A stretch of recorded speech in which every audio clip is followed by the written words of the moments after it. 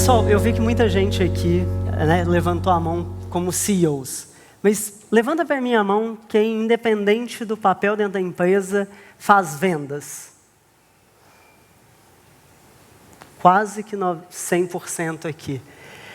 E levanta para mim agora a mão quem nunca passou pela experiência de acreditar muito numa venda, de fazer todo o trabalho, desde escolher sua lead lá atrás, qualificar, prospectar, marcar reunião, fazer a reunião ou tomar um bolo e ter que remarcar ela, levar essa pessoa para o momento de apresentar uma proposta, fazer aquela apresentação que para você foi perfeita e chegar ao final dessa apresentação e ouvir o seu cliente falando, ou fazendo aquela perguntinha linda, né, de você vai me enviar isso por e-mail? Ou dizendo para você que ele vai, bom, eu vou então conversar com o meu sócio. Ou uma das minhas favoritas, que é uma que não diz absolutamente nada. Eu vou pensar aqui então e eu te ligo. Né? Alguém levanta a mão que nunca passou por essa situação? Opa, estavam levantando errado aqui. É frustrante, não é? E por que isso acontece? Por que se a gente fez todo o processo, a gente chega muitas vezes nesse momento e a venda não vai para frente? Essencialmente é porque nós estamos lidando com pessoas. E sempre vai existir um momento na jornada de compra ali do cliente onde ele vai se deparar com um momento assim. Ele vai se deparar com um abismo que representa a decisão que ele tem que tomar. Ele tem que saltar, tomando a decisão de seguir em frente com você, ou ele fica ali e decide não seguir mais em frente.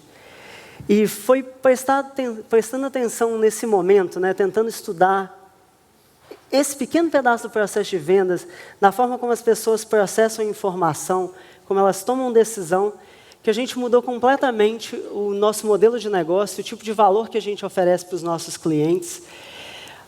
E, assim, sem acrescentar uma pessoa no time de vendas, ao longo de 12 meses, nós conseguimos aumentar o nosso resultado em mais de 800%.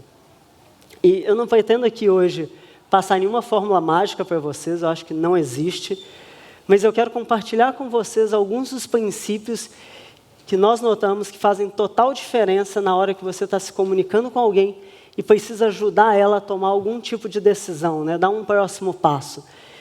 Ajudar vocês a construir apresentações de proposta que realmente ajudem o cliente a dar um próximo passo.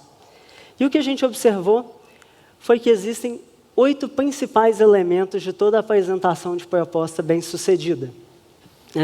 Não é necessariamente um fluxo de trabalho, não é uma ordem lógica e obrigatória, mas são elementos que eles têm que coexistir na sua apresentação, caso contrário, vai faltar um pouquinho de energiazinha para impulsionar o cliente para o outro lado. E o primeiro deles é planejar. Planejar nada mais é do que pensar com antecedência naquilo que você tem que apresentar. Quais os argumentos que você vai apresentar, que pontos que você tem que trabalhar, que fatos ou dados respaldam aquela informação que você quer passar. E parece óbvio começar com planejar, mas a verdade é que, a gente não planeja quase nada. Vendedor, então, muito menos. Quem diria uma apresentação? Todo mundo sempre diz que está sem tempo, que a rotina é muito puxada, não dá para parar para pensar sobre a apresentação.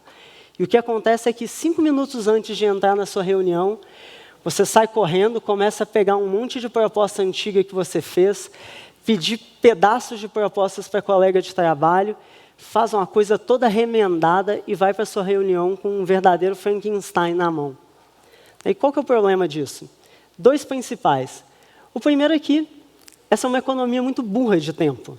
Aquela falsa sensação de economia de tempo, porque você gasta 0 minutos pensando e depois perde muito tempo quebrando cabeça, correndo atrás, ficando ansioso e tentando montar o que você precisa. E o segundo e mais importante é que é simplesmente impossível você ter uma comunicação eficaz se ela não foi planejada para aquela situação e para aquela pessoa específica. Agora, como planejar isso sem perder tempo e ser bem objetivo nesse processo? Essencialmente, você tem que olhar para 2 lados da moeda. De um lado está você, do outro o seu cliente. E aqui eu separei 3 perguntas para vocês jogarem no papel e responderem toda vez que vocês forem entrar numa reunião. É bem simples. Do seu lado, vocês têm que pensar qual o seu objetivo naquela apresentação. Todo mundo aqui que trabalha com vendas sabe que não é porque você está fazendo uma apresentação de proposta que necessariamente o próximo passo é assinar um contrato. Quem dera. Então, definir claramente o que você quer com aquilo é essencial. E depois pensar no porquê que você precisa fazer essa apresentação. Por que ela se faz necessária e a pessoa não está simplesmente pronta para ir para o próximo passo? E por fim, e talvez essa seja uma pergunta um pouco diferente para vocês, é como você gostaria que o seu cliente, que aquela pessoa do outro lado, se sentisse depois da sua apresentação. O que eu quero dizer com isso? Todo mundo quer vender, né? Nosso objetivo final, em geral, de uma forma ou de outra, é vender. Mas o que vai impulsionar essa pessoa a comprar? Ela tem que ficar preocupada, ela tem que ficar com medo da concorrência, ela tem que se sentir segura, ela tem que ter certeza que você vai acompanhar ela o tempo todo. Qual é o sentimento que ela precisa ter que vai ajudar ela a tomar uma decisão? Do outro lado, a gente tem o conhecimento. Isso é o quê? É pensar no que o seu cliente conhece, o que ele sabe e o que ele pensa sobre o que você vai falar. Ele já tem uma opinião formada, ele está em uma área próxima do que você está oferecendo, ele tem algum tipo de conhecimento técnico sobre o que você vai apresentar ou não? Onde exatamente ele está? Isso vai dar um norte muito bom de que tipo de informação você tem que pôr lá dentro e o quanto de informação você precisa. Depois é pensar em qual que é a dor, o problema principal que você vai resolver para esse cliente. E por fim, realmente listar as principais objeções e dúvidas que esse cliente pode ter. Né? Objeção de preço, de estar caro, é quase de tabela que vai estar lá. E todo mundo que trabalha com vendas sabe que raramente preço é a real objeção. Se vocês não prestarem mais atenção em nada do que eu vou falar aqui hoje, e fizerem só isso, de realmente parar 5 minutos e escrever, eu garanto para vocês que isso vai mudar a forma como vocês estruturam e montam as apresentações de proposta. Porque você vai ter um paralelo muito claro entre o que você está levando e o que você precisa levar. Isso vai te levar a ajustar a sua apresentação e focar no que você precisa. O segundo passo é estruturar a sua abordagem. Né? Você já pensou nos argumentos, nos fatos, nos pontos que você tem que trabalhar. Agora você precisa definir a melhor ordem de apresentar isso. E por que é importante pensar nisso? Né? Muito se fala sobre todas as outras etapas do processo. Só para a qualificação existe uma infinidade de sopa de letras. Bunch, SPIN, GPCT, ICBA. Mas na hora de falar de uma proposta, uma etapa tão importante do processo, a maioria dos vendedores liga o piloto automático e começa a fazer a mesma apresentação de sempre. No caso mais comum, é uma apresentação institucional que começa falando sobre ele. Em alguns casos mais extremos, você tem 25 slides falando sobre ele, e no último ali tem o escopo e o preço da proposta, que seria a única coisa de real interesse ali do cliente. No melhor dos casos, no mais comum hoje em dia, principalmente falando de inside sales e de novos processos de venda, é começar ali falando da dor do cliente, o que ele quer, e aí você liga o piloto automático e vai para como que você soluciona aquele problema e o preço. E assim, não existe uma estrutura ideal para uma apresentação de proposta. Mas eu queria deixar vocês com alguns cuidados para sempre que vocês forem fazer uma apresentação de proposta, vocês utilizarem. O primeiro deles é ter em mente que a primeira etapa de uma reunião, de uma apresentação de proposta, é mapear o cenário. É literalmente pausar e entender se vale a pena você fazer aquela apresentação. Tem alguém novo ali na reunião? Surgiu algum fato novo? A sua apresentação ainda tem contexto? E ter total liberdade e segurança que se você viu que mudou e aquela apresentação não está tão adequada, não faça. Né? Não vale a pena, você vai fazer algo que você já sabe que não vai funcionar. Resolve aquele ponto novo, conversa o que você tiver que conversar e reagenda. Mesmo que seja uma meia hora no dia seguinte. Mas tenham esse controle sobre esse momento tão importante do processo de vendas. O segundo ponto é começar e terminar envolvendo o cliente. A maioria das apresentações, ela começa muito bem, envolve o cliente e aí termina com os pontos complicados. O mais clássico de todos é o preço. Né? Por que você vai terminar a sua apresentação de proposta num ponto que sempre gera discordância, dúvida, que faz a pessoa pensar sobre outras coisas. Trabalha todos os pontos delicados no meio da sua apresentação. E cada um deles como se fosse uma apresentação isolada.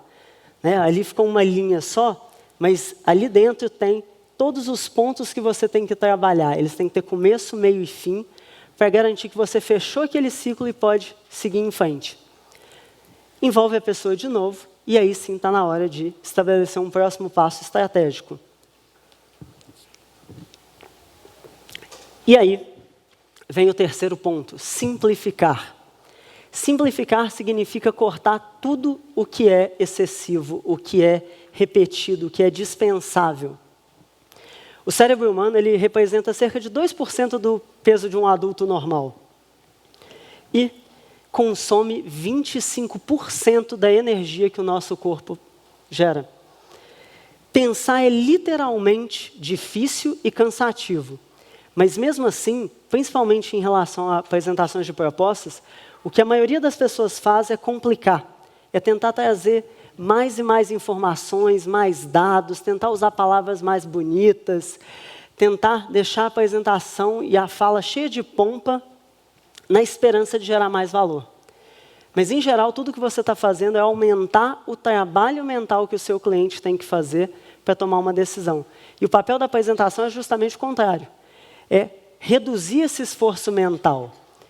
Uma forma de fazer isso é definir qual é a uma mensagem que o cliente teria que levar para casa.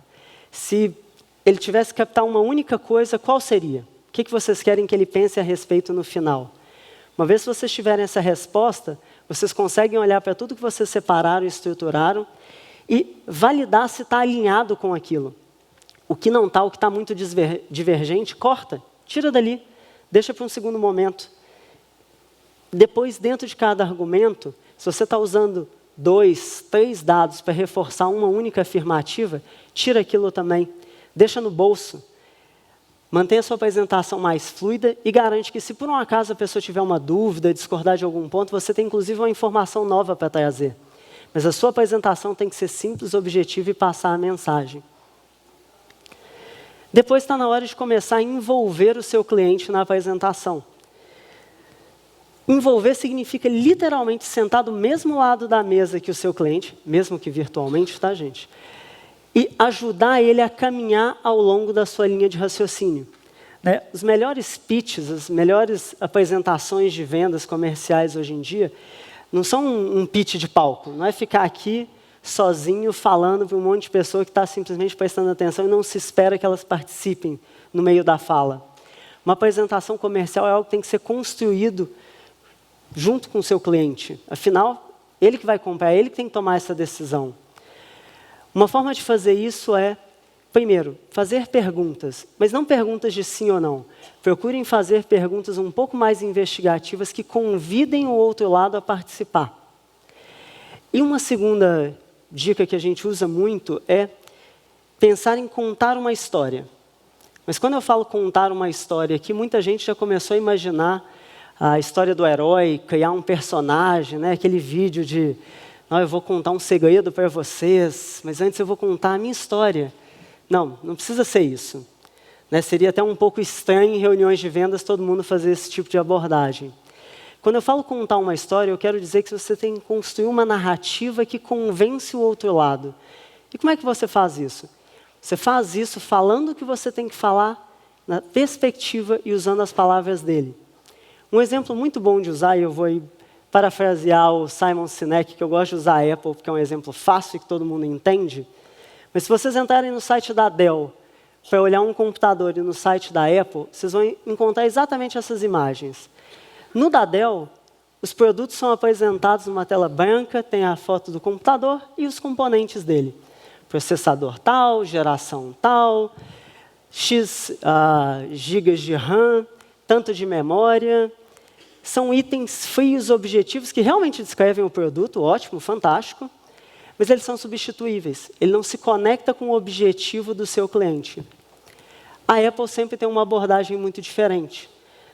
Se eles mapearam que um dos públicos deles são pessoas que gostam de fotografia ou que trabalham com fotografia, eles vão apresentar as mesmas coisas usando o interesse do cliente. Ou seja, ao invés de falar que o chip tem X gigas e que processa 1 milhão de bytes por segundo, eles vão falar que o novo chip foi desenvolvido pensando em oferecer uma experiência de edição muito mais fluida, mais rápida, e vão mostrar um gráfico apresentando que o Photoshop, ou o Illustrator, ou qualquer outro programa do tipo, roda 80% mais rápido do que em modelos concorrentes, ou nos modelos anteriores. É a mesma informação contada de uma forma completamente diferente. Uma conversa, a outra não. Impactar. Se você vai fazer uma apresentação, você quer impactar o seu público, né? Você quer que ele entenda com poucas palavras aquilo que você quer dizer. O cérebro humano ele é absurdamente visual. Cerca de 90% da informação que o nosso cérebro processa vem da nossa visão. E, embora exista uma divergência sobre alguns estudos da diferença de velocidade em que o nosso cérebro processa uma imagem ou um texto, eu resolvi, ao invés de trazer um número, trazer um exemplo. Aqui vocês estão lendo uma mensagem muito simples, clara, não tem nada distraindo vocês na tela, né? O abuso infantil causa muita dor e medo para as vítimas. Tem alguma dúvida aqui sobre a mensagem? Não, né? Mas eu quero que vocês prestem atenção na forma como vocês processam esse tipo de informação, né? Como que o cérebro de vocês reage, como que ele entende o que eu estou querendo dizer, e como que ele reage agora quando vocês simplesmente olham para essa imagem. Aqui não tem nada escrito, é uma foto com uma criança, mais nada. Eu não preciso falar que o abuso infantil é um problema, não preciso falar que ele causa medo, não preciso falar que ele causa dor. Vocês estão vendo a mesma informação, mas o cérebro de vocês processa isso em um nível muito mais profundo, subconsciente. Ele consegue olhar para isso, ao invés de só racionalizar, ele consegue sentir. Né? Gera algum incômodo, empatia, preocupação, é muito diferente. Mas eu não estou falando que toda apresentação de proposta tem que ser um show de design, e que você tem que ter um banco de imagem fenomenal e trabalhar dessa forma o tempo todo. E por isso eu trouxe um outro exemplo. Né? A gente fala muito de marketing digital hoje em dia, e eu acho que a maioria de vocês já esbarrou com algum tipo de tabela como essa. É uma leitura do SEMrush sobre o ranqueamento orgânico de um site qualquer. E é cheio de informações ricas, é uma tabela super válida, que vai mostrar como que ele está, posicionamento que ele tinha, percentual de tráfego que vem de cada palavra. É muito bom. Mas se imaginem como o cliente do outro lado de uma reunião, do outro lado de um call, e você quer mostrar para ele como está a saúde digital dele. O que ele vai entender mais rápido? Isso? Ou isso? Onde você simplesmente coloca ali os dois principais concorrentes, o tamanho deles e o tamanho dele digitalmente. Mas igual eu falei, não precisa ser bonito. Inclusive, o feio muitas vezes funciona melhor. Eu prefiro esse daqui.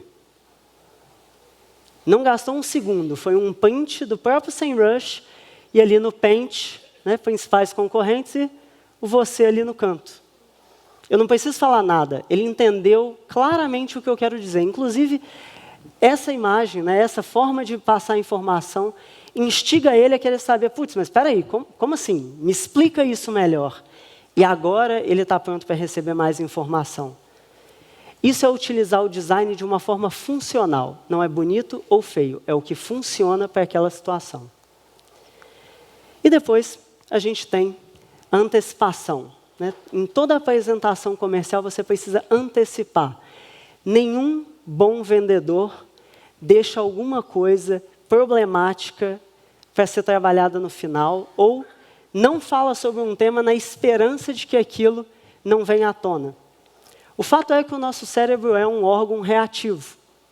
Para tudo que ele ouve, escuta, lê, para tudo que a gente sente, o tempo todo ele reage, formando conexões, e essas conexões elas vão tomando diversas formas. E ele não tem tanto controle sobre aquilo. Elas podem virar justificativas, e ele está pensando que ele concorda com você. Elas podem virar objeções, e ele está pensando que aquilo não funciona para o mercado dele. O fato é que isso vai gerando uma ansiedade, um distanciamento em relação ao que você está falando, o que você está tentando apresentar para ele e o que ele está percebendo. O papel de uma apresentação comercial é, ao longo dela, reduzir essa ansiedade e respondendo às dúvidas, às objeções que o seu cliente pode ter, para que ao final da sua apresentação você já tenha derrubado essas barreiras e ele esteja num estado emocional mais favorável para seguir em frente. Um exemplo rápido, um cliente nosso ia participar de uma Bienal que caiu justamente na semana do 20º aniversário da empresa no Brasil. E eles tinham prometido, quando eles vieram para o Brasil, que eles iam ter 30% de market share. Nessa semana, eles estavam comemorando 9% de market share. Todos os repórteres que iam participar da coletiva de imprensa estavam falando sobre aquilo. Não, a empresa tal não cumpriu com aquele prometido. Eles estão maus. O que será que aconteceu? Vamos perguntar sobre isso. E na apresentação ele poderia ter focado em tudo de bom, falar dos benefícios, trazendo um pouquinho para o nosso contexto, você podia focar em tudo de bom que o seu software faz e não mencionar aquele problema. Ao invés disso, a gente montou uma abordagem onde no começo da apresentação ele já trazia esse problema à tona. Ele perguntava para as pessoas quem ali lembrava dos planos e sonhos que eles tinham quando eles tinham 5 anos ou 15 anos.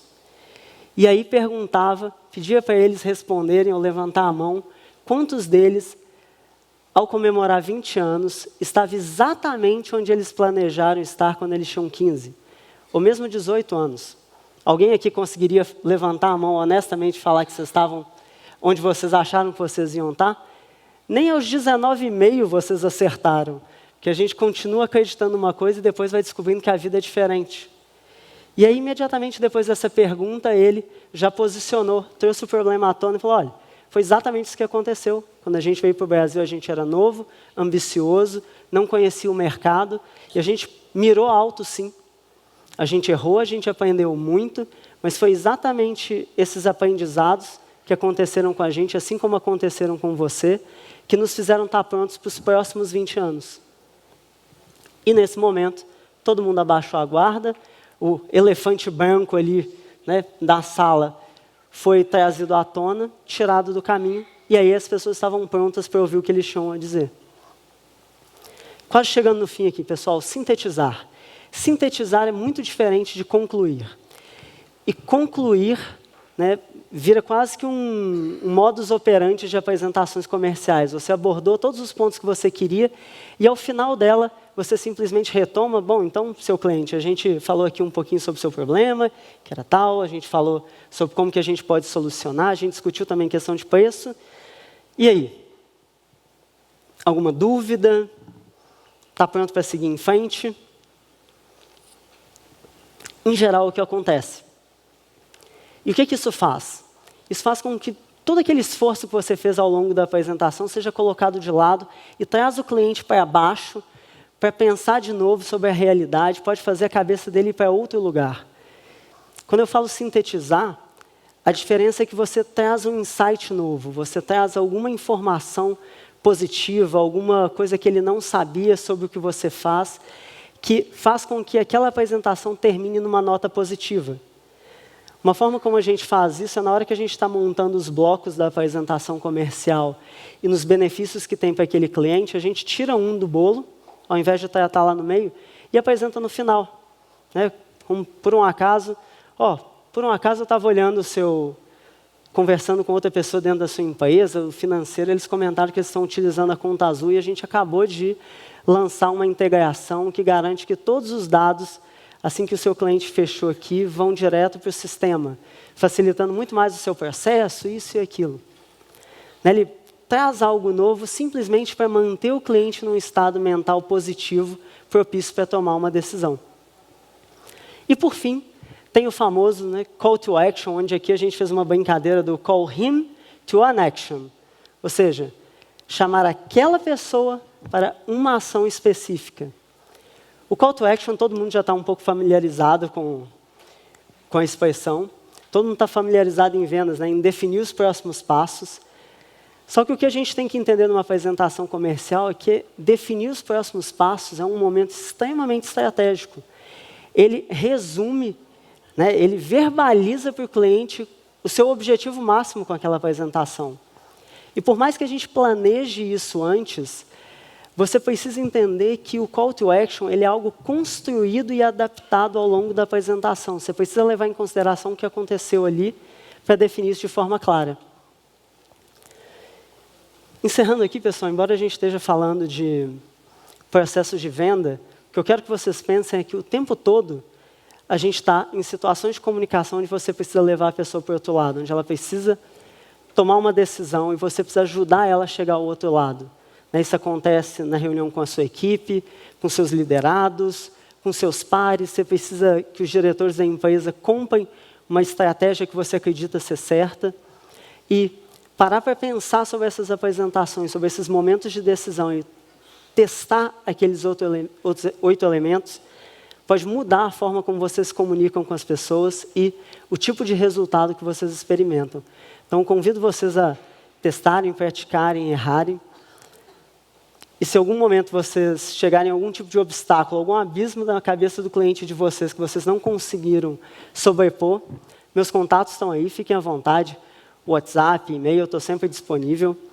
E eu deixo aqui já com o tempo estourado, deixo vocês com uma pergunta. Mesmo que você tenha feito tudo isso certo, você tenha cuidado de todos esses elementos e o cliente tenha tomado a decisão de seguir em frente com você, o que acontece depois? É sempre que isso vira um contrato assinado logo em seguida? Para responder um pouco melhor sobre o que acontece depois, eu vou convidar Maurício para falar um pouco aqui no palco. Legal, obrigado, Nefa. Ele inverteu o lado, fez uma pegadinha comigo. Boa, muito bem. Bom, pessoal, esse é um ponto bastante importante que ele tocou. A gente tem ouvido e visto aqui palestrantes falando tal. Tudo que a gente ouviu desde ontem de manhã é em relação a controle, né? A gente gostaria de ter... Deixa eu colocar na minha apresentação. Muito bem. Tudo que a gente quer ter ao longo de todo o processo de vendas é ter controle. Na verdade, controle é algo que a gente percorre ao longo da vida, né? A gente quer ter controle sobre nossa vida, a gente quer ter controle sobre nossas finanças, a gente quer ter controle sobre nossa esposa, sobre nossas filhas, sobre o namorado da filha, a gente quer ter controle sobre tudo, né? E com vendas é a mesma coisa. Então, todo esse processo técnico de vendas, todo esse processo da gente conseguir montar uma estrutura, da gente conseguir entender o que está acontecendo com cada passo, é para a gente conseguir ter previsibilidade, é para a gente conseguir reportar, para a gente conseguir entender o que está acontecendo e, no final das contas, para a gente conseguir ter controle sobre todo o processo. Quando a gente traz para a venda essa questão de processo, a gente está falando muito de metodologias de venda. Existem centenas de metodologias de venda que, no final, elas foram criadas para estruturar o teu processo de venda, para você entender cada momento, entender como é que você qualifica um cliente, como é que você busca um lead, como é que você sabe se ele é uma empresa capaz de comprar o seu produto, se só tem interesse, se realmente ele vai fechar aquela compra, enfim. A gente consegue mapear todos os processos de venda. Eu sou empreendedor de tecnologia de terceira viagem, essa minha terceira empresa, a SalesDocs, ela trata um pouco essa área. As outras duas empresas, o Site Blindado, que eu fundei em 2004, e o SmartBill em 2012, eram empresas com perfis totalmente diferentes. Uma das empresas nós tivemos lá quase 30 vendedores, na outra nós tivemos uma quantidade menor de vendas, de vendedores. A primeira empresa nós tínhamos 150, 180 vendas por mês, a segunda a gente tinha algumas por trimestre. Então, eram tickets diferentes, eram processos diferentes. O que acontecia, e que foi assim muito claro nessas duas empresas, e que me levou depois para o mercado para entender se outras empresas tinham o mesmo tipo de situação e outras equipes comerciais estavam vivendo o mesmo tipo de problema, a cobertura em cima desse processo, dentro de todo o processo e toda a metodologia de venda. E quando a gente está falando de empresas que formalizam as vendas através de qualquer documento, ou seja, aqui a gente está falando de proposta comercial, a gente está falando de termo de adesão, de contrato, pode ser uma cotação ou um orçamento. Quando a gente controla nosso processo de venda dentro de um CRM, é mais ou menos assim que esse CRM parece. Isso é mais ou menos comum. Eu posso ter mais fases, menos fases, mas assim, de forma geral, eu tenho uma fase que a gente chama lá de proposta enviada, ou aquela fase onde a gente fala assim, este é o momento que o cliente me pediu para formalizar aquele processo, aquela proposta, aquele contrato, e é o momento do fechamento, né? Quando a gente chega nesse momento, em tese, todo o processo para trás já foi bem feito. Eu já sei quem é meu cliente, eu já sei, ele já sabe o que eu sou, ele já mais ou menos tem uma ideia de quanto vai custar, eu já fiz todo o processo de qualificação, ou seja, todo o investimento de vendas, toda a parte do CAC, que a gente falou bastante aqui nessas últimas palestras, ou seja, todo o processo, em tese, ele está finalizando. Agora tem um ponto, se a gente começar a avaliar a taxa de conversão da fase de propostas comerciais para o fechamento, a gente vai ver que em algumas empresas tem uma característica de uma taxa muito baixa. Ou seja, a gente acaba perdendo demais propostas e negócios dessa fase para frente. Boa parte dessas perdas elas estão relacionadas ao processo anterior que não funcionou direito, ou seja, o vendedor não cumpriu todos aqueles passos como ele deveria, de forma ansiosa, ele evoluiu essa proposta, essa oportunidade através do funil de vendas, chegou ali e ele perdeu. Agora, existe um percentual dessas propostas que são perdidas que elas estão relacionadas ao processo de negociação, ao processo de abordagem, a como você conduz a conversa dali para frente. Porque uma coisa é você qualificar o cliente, uma coisa é você seguir, né, o Theo comentou agora há pouco, não, a gente faz um formulário, a gente pergunta, a gente conduz, pô, super legal esse processo, e funciona super bem. Agora, dali para frente, muda um pouco o skill do vendedor. O vendedor ali, ele quer vender, ele quer a comissão, mas ele já não vai seguir mais um script. Quando a gente fala de negociação, em tese, vira uma coisa mais um embate pessoal. A gente já não segue mais um processo, a gente já não segue mais uma estrutura, a gente já não tem mais um formulário, um questionário para negociar. É muito de caso a caso, né? E aí, por esse motivo, a gente tem essa questão da perda, né? Quando a gente coloca uma proposta num e-mail e dá o send nessa proposta, todo aquele processo que a gente fez, com controle de ponta a ponta, se perde. Quantas vezes aconteceram com vocês, de vocês enviarem uma proposta e ficarem totalmente no escuro e não terem nenhuma resposta dos clientes, e eles nunca mais responderam e nunca fecharam com vocês? É bastante comum isso acontecer. Aqui no Brasil a gente ainda tem uma outra característica que ela é cultural. O brasileiro não sabe dizer não. E a gente perde um tempo desgraçado com aquele desgraçado daquele cliente, ligando e tentando e perguntando e mandando WhatsApp, fazendo todo esse processo, e o filho da mãe não te liga para dizer não. Não também é resposta. Amigo, eu não quero, tenho um problema interno, não interessa.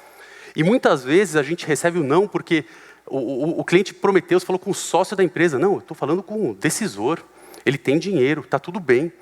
Ele conduziu o processo todo sozinho. A hora que esse cara falou com o sócio, você falou, imagina, nem a pau. Não é hora de gastar com isso. Esse cara se comprometeu tanto que ele tem vergonha de te ligar e falar assim, amigo, não vai rolar porque meu sócio não deixa. Então, o problema do momento que você envia a proposta hoje, né, o máximo que a gente tem é um mail track, algumas ferramentinhas que a gente consegue controlar se o cliente abriu ou não a proposta, é que a gente fica totalmente vendido e a gente fica à mercê do que eu chamo de cold follow-up, que é essa cara de tonto que você fica ligando para o cliente querendo saber o que está acontecendo, querendo saber o que aquela proposta ou aquele contrato está fazendo dentro da casa do cliente. Será que alguém leu? Será que foi para o jurídico? Será que compartilhou? Né? E a nossa tese é que se a gente tivesse uma forma de ter controle nesse momento, ou seja, se eu pudesse colocar uma mosquinha lá na casa do cliente, e essa mosquinha fosse me dizendo tudo o que está acontecendo com aquela proposta, olha, agora o jurídico viu, olha, ele foi compartilhado, o cliente voltou na proposta. Espera aí, o cliente está olhando o preço. Não, ele está olhando o escopo. Se ele está olhando o escopo, não chegou o momento do preço ainda. O cliente ainda está discutindo e pensando se o que você está oferecendo é o que ele quer comprar. Talvez ele não tenha entendido.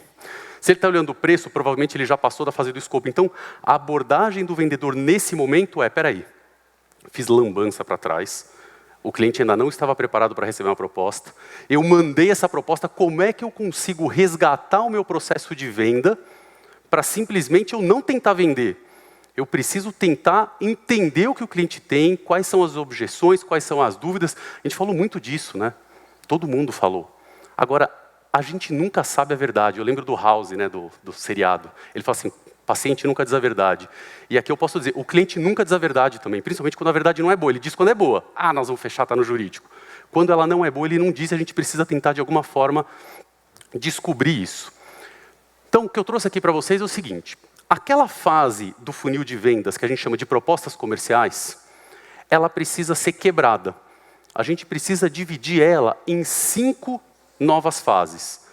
O que eu trouxe aqui, na verdade, não atende a todas as empresas. A gente tem essa fase 5 de cobrança que não é para todo mundo, vai depender de ticket, vai depender de uma série de coisas, mas, em geral, essas 5 fases resolvem o problema. Então, primeiro, eu vou definir... Vamos passar por cada uma delas. Eu vou definir as condições comerciais, eu vou definir qual é a proposta, qual é o documento de vendas que eu vou enviar para aquele cliente. Bom, espera aí, o jurídico já não definiu que é um contrato? Eu vou pegar o contrato e vou mandar. Não, não é bem assim. Na própria Sales Docs, nós temos 2 documentos de venda. Eu tenho um contrato registrado em cartório, que quando você contrata o plano nosso padrão, custa lá quase R$400, a gente manda o termo, você assina e acabou. Só que a gente atende o cliente Enterprise também, esse cliente tem um ticket mais alto. A hora que eu chego lá na B2W e mando um termo de adesão que ele tem que apertar o botão, ele fala, meu jurídico não aceita isso.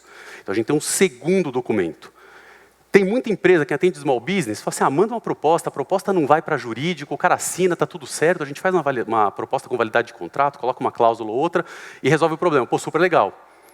Se eu estiver vendendo um serviço como um SaaS, como o nosso, é tranquilo, até porque se o cliente não pagar é pré-pago, você cancela e está tudo bem. Agora, se você vende um serviço mais complexo, por exemplo, na minha empresa anterior, a gente vendia um serviço de billing. Então, tinha toda uma responsabilidade, se a gente não emitisse a nota, se não gerasse a cobrança, tinha uma série de multas, uma série de coisas. Não dá para fazer um contrato tão simples, porque o próprio cliente vai questionar essa questão da validade e tudo mais. Então, a questão comercial ela é importante a gente conseguir segmentar cliente a cliente, né? A gente vai dar algum benefício para o cliente? Então, o cliente pede uma coisa, o que você faz? Te dou isso, mas eu não te dou isso. Ou para te dar isso, eu vou te pedir uma outra coisa. Então, você quer desconto? Paga antecipado, ou muda o meio de pagamento, e assim por diante. Então, todas essas condições comerciais ali, elas precisam ser bem definidas e precisam ser customizadas cliente a cliente. Não dá para trabalhar com um padrão só. A segunda fase é a fase de rastreamento. É saber efetivamente o que está acontecendo com a nossa proposta ou com o nosso contrato lá na casa do cliente. O contrato foi aberto? Quantas vezes ele foi aberto? Quanto tempo o cliente ficou visualizando o raio do contrato? Vamos pegar um caso aqui. Eu mandei uma proposta para um cliente, o cliente abriu, no momento que eu mandei, passou lá 5, 6, 10 minutos olhando a proposta, não abriu mais e fazem 3 dias que ele não me responde. O que vai acontecer com aquela proposta? Ele estava especulando, não é o comprador, ele não tinha ideia do preço, de repente ele achou o preço um absurdo. Ou seja, ali está praticamente perdido. Puta, meu problema foi qualificação, talvez. Como é que eu resgato esse cliente, ou como é que eu mudo a abordagem? Eu já sei que ele não gostou. Então, quando eu for ligar, eu já não vou assim, com aquela cara de besta, e aí, como é que está o negócio? Conseguiu aprovar com o seu chefe? Não. Eu já vou entrar com uma abordagem questionando o preço, questionando o escopo, questionando o que efetivamente está errado ali, né? Ele compartilhou essa proposta, outras pessoas abriram a proposta, estão lendo a proposta, é um indicativo de que a gente está indo bem. Então, talvez, dê espaço para o cliente, não vamos perturbar ele nesse momento, vamos resolver esse negócio, né? Então, a questão do rastreamento, para mim, é o ponto principal e o segredo de ter controle em todo processo de aprovação de uma proposta, né? Aqui a gente traz um último item que eu acho que é legal, que é, será que à medida que o cliente está analisando a proposta, eu já posso ir colhendo feedbacks? Será que ele pode dar like numa cláusula? Será que ele pode dizer que uma cláusula foi aprovada ou não foi aprovada? Será que eu consigo interagir via chat ou uma ferramenta que possa aproximar as partes e que, de repente, até o processo de negociação já começa ali sem ser face-to-face? A gente está resolvendo o problema do vendedor. Às vezes o vendedor, na hora de negociar, ele não se sente tão confortável como ele se sentia nas fases anteriores. Então, quando a gente cria um processo para o vendedor utilizar ou se utilizar, para que ele não precise partir para um embate pessoal, às vezes ele nem é um bom negociador, às vezes ele é um bom vendedor, mas naquela parte de negociação ele soube, vamos dizer assim, seguir o processo, né? Ele não tem tanta habilidade pessoal para isso. Quando a gente coloca um sistema, uma plataforma que faça esse meio de campo, às vezes facilita bastante o processo. Opa, acho que eu pulei uma. Tcharam. Ainda em rastreamento. Quando a gente perde uma proposta, e a gente perde várias propostas nesse momento, é importante que a gente tente aprender uma lição.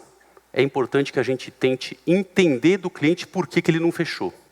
Então aqui eu trouxe um print de tela que diz o seguinte: o cliente recebeu uma proposta, essa proposta é online, ele clicou no link, ele visualizou a proposta, de repente ele tem duas opções. Ele fala assim, eu quero rejeitar essa proposta, eu não gostei da proposta. Ele fala assim, ok, você quer rejeitar, agora me diz um pouquinho mais do porquê que você quer rejeitar. Eu quero rejeitar a proposta, mas eu quero deixar algum comentário para o vendedor no sentido dele melhorar a proposta. Ah, não gostei do preço, muda tal coisa, faz algum ajuste. Ou ele fala assim, eu quero encerrar a conversa com você, não quero mais que você me ligue, não quero falar com você, vai para o inferno, não quero saber. Só que nesse momento que ele fala que não quer mais falar com você, primeiro, a gente fez o brasileiro dizer não, né? Afinal, apertar um botão é mais fácil do que ligar e dizer não. Então a gente já empurrou o cara para dizer não. No momento que ele diz não, fala assim, ah, mas agora você vai ter que me dizer por que você está dizendo esse não. Ou seja, já que a gente vai perder a proposta mesmo, pelo menos vamos tentar aprender uma lição, tentar entender o que está acontecendo com aquele cliente, porque aí a próxima eu vou tentar não perder. Então, esse processo de aprendizado, eu acho que ele é fabuloso, e normalmente fala, vamos entrevistar os últimos 10 clientes que nós perdemos e vamos tentar entender. Ele não vai dizer a verdade. Às vezes ele não vai nem te receber.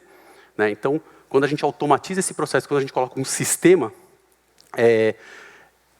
fica mais frio. E muitas vezes o cliente diz a verdade ali porque ele não está na sua cara falando. Sobre o processo de negociação, a mesma coisa. Né? Eu preciso aproximar as partes de alguma forma, eu preciso melhorar a comunicação ou criar uma forma de comunicação alternativa que não seja e-mail, que não seja telefone. Muitas vezes o cliente fala assim, a própria empresa diz assim, não manda por e-mail, ele vai deixar registrado, isso ele pode usar contra a gente. Então ele tem orientação do jurídico, orientação interna para ele não se comunicar, não formalizar, não fazer. Muitas empresas fazem isso, né? Mas é importante a gente registrar cada fase da negociação. E o mais importante disso é a gente criar um checklist de processo. Já pensou se a gente pudesse, na hora de negociar, criar um processinho? Eu já fiz isso, está ultrapassado, já fiz isso, está ultrapassado, já fiz isso.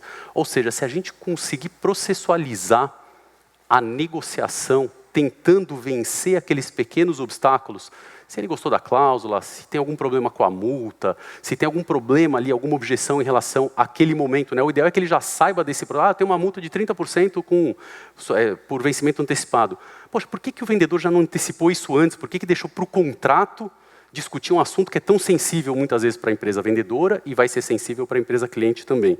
Então, eu acredito muito que você criar um processo de negociação ajuda você a não depender das características pessoais de cada um dos vendedores. Às vezes o vendedor não é bom em conduzir um processo desse, ele é bom em conduzir um processo mais arroz com feijão. A assinatura do contrato é a mesma coisa. Né? A gente tem recebido, tem falado com muita empresa, esse produto é um produto que tem 3 anos, a gente mudou o nome dele, chamava Propostas Comerciais, hoje ele se chama Sales Docs, que a gente está internacionalizando a empresa. Então já há 3 anos a gente vem no mercado ali conversando com empresas, e a coisa mais incrível é você ver empresas que geram 2 documentos para o cliente assinar. Primeiro manda uma proposta, aí o cliente analisa, vai para o chefe, muitas vezes vai para o jurídico, volta, aí ele assina. Aí fala assim, agora que você assinou, tem um contrato. Pelo amor de Deus, ele já passou por todo o processo, a gente vai voltar de novo e passar por tudo. A gente está prorrogando a venda ali, postergando mais 1 mês. Pô, será que a gente não consegue consolidar os 2 documentos em um? Será que a gente não consegue criar um documento mais fácil? Será que a gente não consegue otimizar esse processo? Ah, mas o jurídico pediu. Que se dane o jurídico. Bom, espero que não tenha advogado aqui. Mas que se dane o jurídico, a gente quer vender. Vamos tentar facilitar o processo. Vamos tentar usar o jurídico para ajudar a gente, não para atrapalhar. Né? Como é que a gente pode melhorar isso? Então, assinatura online ou assinatura em papel? Tem validade jurídica ou não tem validade jurídica? Faz sentido ou não faz sentido? Uma pessoa assina ou muitos assinam? Sei lá, depende. Depende do que você está vendendo, depende da responsabilidade, depende do que você quer de garantia, depende de ticket, depende de muitos fatores. Mas ninguém pensa nisso. Não, faz assim tal, e a gente pega a assinatura, ele manda pelo correio rapidinho, tal, em 3 dias ele chega, mais uns dias para tal, aí o chefe não está lá para assinar, o cara está viajando, a gente leva mais uma semana, perdeu a venda, perdeu o timing. Né? Quando a gente entra num processo online, fica muito mais fácil da gente conseguir vender, diminuir o ciclo de venda e tudo mais. A gente tem um modelo, inclusive, que a maioria das empresas de SaaS com ticket abaixo de R$1.000 por mês, tem um negócio desse, aperta um botão e acabou. Está assinado. E acabou, e vale. A B2W mesmo, cliente que assina quase 200, 300 propostas todo mês usando nossa plataforma, tem lá 4 ou 5 mil propostas assinadas já há anos. E está tudo certo, e nunca ninguém questionou, nunca aconteceu nada. Nunca... Então, assim, funciona. A gente tem uma barreira de jurídico ali que a gente tem que ultrapassar. Quando a gente é uma startup é muito mais fácil, que o jurídico às vezes é a gente mesmo. A gente fala, não, tudo bem, a gente faz, tal. Mas não tem problema. Com empresas maiores, é uma negociação que muitas vezes ela não é super simples. E o último ponto, para terminar, que está todo mundo com fome já são quase 2 horas da tarde, a questão da cobrança. Esse processo de você assinar um contrato e você já cobrar do cliente a primeira parcela, funciona muito bem para algumas empresas. A gente transforma aquele contrato numa compra de loja virtual. Sabe aquela coisa da compra por impulso? Puta, o cara foi lá tal, e pagou. Aí lá na frente, não, mas eu não quero. Amigo, você já assinou, você apertou o botão, você deu seu cartão de crédito, você fechou a compra. Você está dizendo que não quer o quê? Você não formalizou? Não, está formalizado. Podemos até discutir comercialmente como é que a gente resolve isso, mas está formalizada a compra. Então, quando você entra com um processo de cobrança automática, aí pode gerar boleto, pode ser cartão, qualquer um dos modelos, mas quando você entra com um processo de cobrança, você melhora o fluxo de caixa, a gente recebe nossa comissão mais rápido, então é melhor para a empresa, é melhor para o vendedor fica mais feliz, o cliente formaliza, depois vai para o financeiro emitir nota, fazer todas essas formalidades e tudo mais. A partir do mês seguinte entra no processo normal, mas ali você já não tem... Quantas empresas têm a situação do vendedor vender e fala assim, puta, agora o financeiro não quer faturar. Não, mas e se não for até o dia 27, eu não vou ter a comissão no mês que vem. Não, acelera o cara e briga com o cara e arruma brigas homéricas. Não, pronto, já esquece o financeiro. Aperta o botão, está resolvido o problema. Então, eu acredito, mais uma vez, que o processo de cobrança para as empresas que se encaixam nisso é fantástico. A gente tem que incluir em todos os processos de venda e já botar o negócio para rodar. E, por fim, eu trouxe aqui uma reflexão. A gente não vai passar pelas 7 perguntas e não vai ter tempo para resposta para nada, mas acho que é legal vocês terem isso para pensar, que é uma reflexão interna, né? Tem a ver com o nosso assunto e é como que a gente pode otimizar o nosso processo de vendas em todos os assuntos que não são tratados por metodologias de venda, não é tratado por inbound, outbound, não foi tratado aqui no evento o tempo inteiro, a gente já teve 1 dia e meio de evento, e ninguém falou disso. Então, o assunto que eu trouxe hoje é um assunto que ele é muito pouco falado e, ao mesmo tempo, ele tem muita importância, porque, assim, já gastamos todo o dinheiro, já investimos tudo, já gastamos tempo, o cliente está ali, ele quer, ele está com a proposta, a gente não precisa perder a proposta nesse momento, a gente tem que fazer de tudo para tentar trazer esse cara para dentro. Muito bem. Obrigado, gente. Valeu.